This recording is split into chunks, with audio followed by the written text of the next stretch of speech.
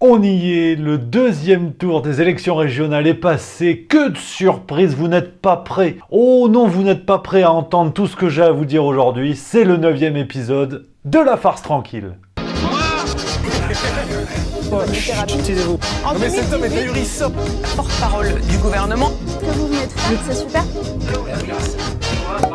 Alors on va commencer en toute souplesse les amis, n'oubliez pas de vous abonner, on a déjà passé ensemble le cap des 100 000, donc maintenant objectif 200, 300, 1 milliard, on ne sait pas ce qui peut se passer.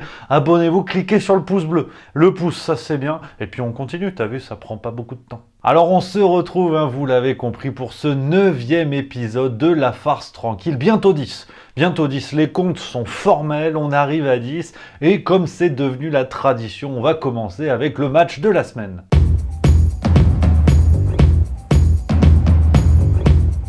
La semaine dernière, on avait eu droit au match des François, entre François Asselineau et François Ruffin. La victoire est nette. Ouais, cette semaine, la victoire est nette. Hein. François Asselineau s'impose avec 68,03% des voix. François Ruffin arrive deuxième avec 24,95% et le vote blanc s'incline pour la deuxième semaine consécutive avec 7,02%. Comme quoi, s'il y a des candidats qui donnent envie, les gens votent. Celle-là, elle est belle, hein. Oh, et cette semaine, on va se permettre une petite originalité. Vous l'avez compris, hein, c'est aussi le but du match de la semaine, de prendre des tendances qui n'ont pas forcément beaucoup de sens. Alors attention, hein, je ne vais pas vous proposer de voter là, hein, pour ce que vous préférez entre Kylian Mbappé et un tir cadré. Ouais, ceux qui ont vu le foot, hein, on a compris que ce sont deux choses différentes, mais c'est pas l'objet. Oh non, pas ça. Non, cette semaine, on va remonter dans le temps avec un match intéressant et je suis très curieux d'avoir vos avis. Pour qui voteriez-vous en 2022 entre François Hollande et Nicolas Sarkozy? Ah, le match des anciens. Ah ouais, le match des anciens, mais c'est intéressant de voir pour vous en 2022 qui pourrait mieux gérer la France. Donc n'hésitez pas à voter, vous le savez. Les liens sont dans la description de la vidéo. Si vous voulez voter blanc, il y a le lien pour le vote blanc, c'est normal, c'est la démocratie. On continue.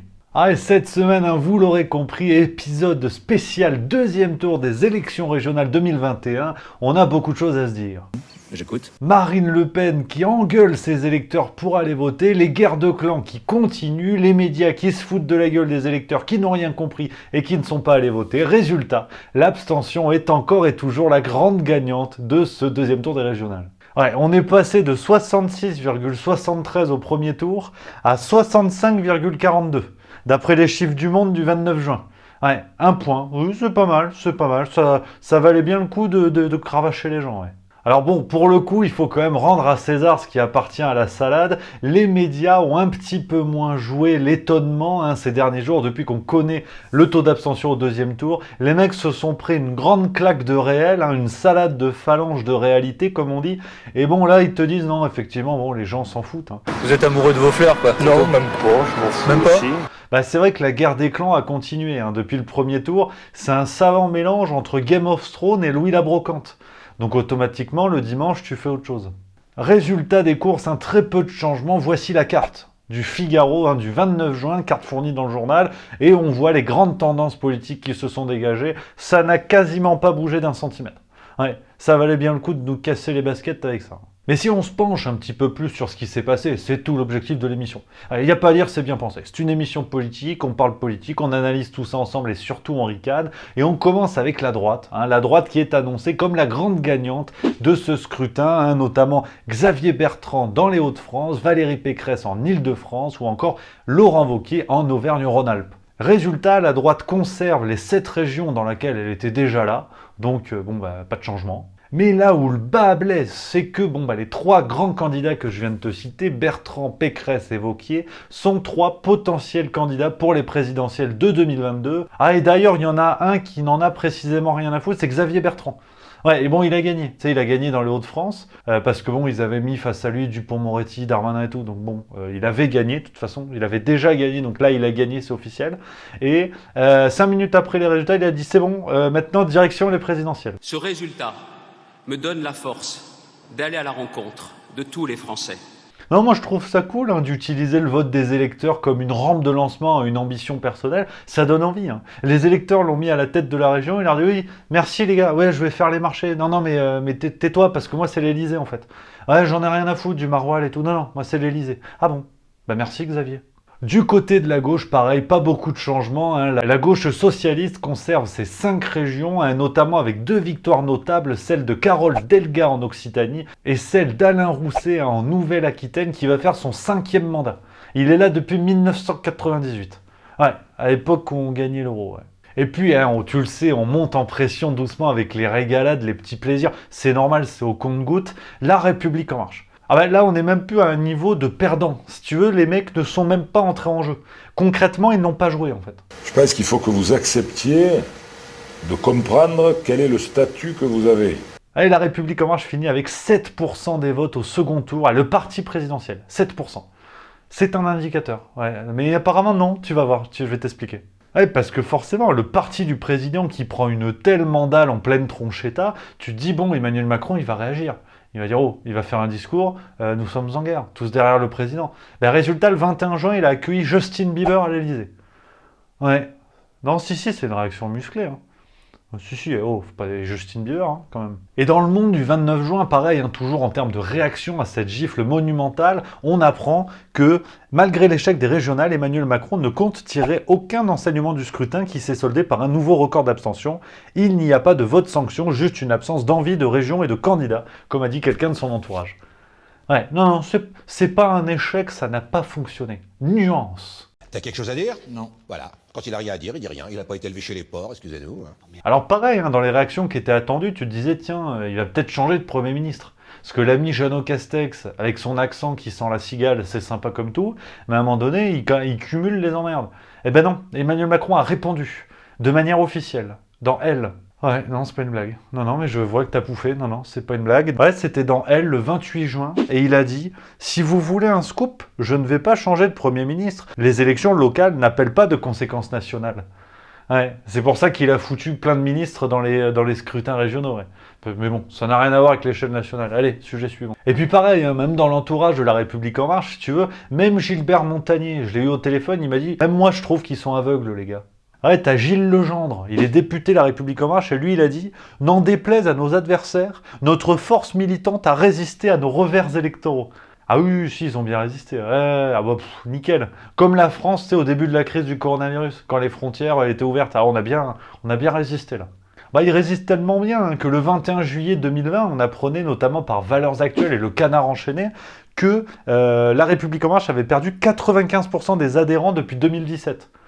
Ouais. Si, non, mais c'est Gilles Legendre qui l'a dit. Hein. Notre force militante a résisté. Hein. Bah, tu m'étonnes, ils sont 14, les mecs. Hein. Tu fais un barbecue, ça te coûte pas un rond. Alors, forcément, la grande inconnue pour 2022, et là, j'ai besoin de votre avis, les amis, n'hésitez pas à réagir en commentaire. Comment La République En Marche peut se positionner comme le favori pour les présidentielles en ayant réalisé 7% au régional? Vous avez 4 heures. Franchement, mais fermez vos gueules et travaillez, quoi. Ah, très clairement, là, vous le savez, hein, toutes les semaines, on va suivre ça dans la farce tranquille. Je suis très curieux de voir comment, en un an, un parti qui a pris 7% peut se positionner comme un favori au second tour et remporter les présidentielles. Là, on va se friser la moustache, to frizen the moustaches, comme on dit. Donc, ça va être que du plaisir. Et puis, autre grand perdant annoncé par les médias, le Rassemblement National, qui a réalisé quand même 20% des voix. Hein, c'est 14% de plus que La République En Marche, mais c'est les grands perdants. Ouais, ils sont des grands perdants.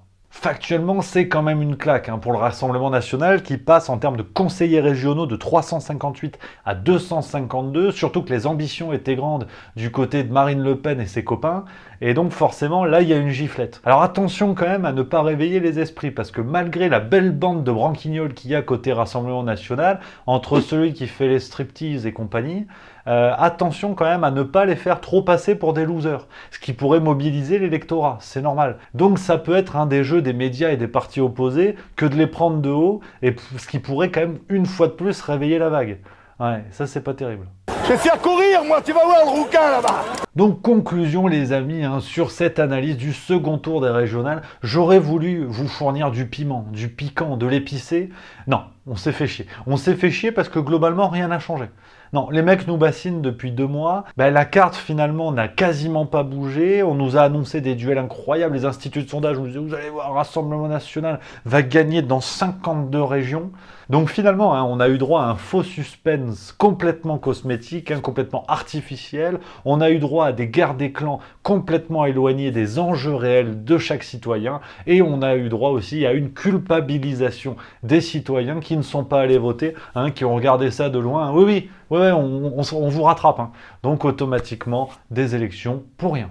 Non, rien n'a changé, tout a continué. Mais on va pas se laisser abattre, comme disait un vieux copain épicéa. On va finir comme d'hab avec les pépites de la semaine.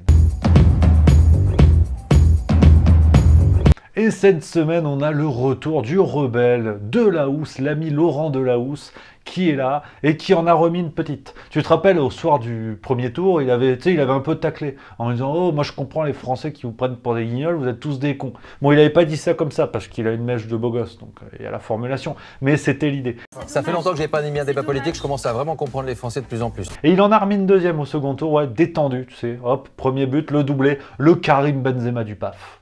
Est-ce qu'il n'y a pas aussi, chez nous, une forme de déconnexion médiatique, ce storytelling matin, midi et soir de la vie politique française, sur les matinales des radios, à la mi-journée et le soir, avec un débat finalement qui n'alimente peut-être qu'une stérilité qui est très éloignée des préoccupations des Français.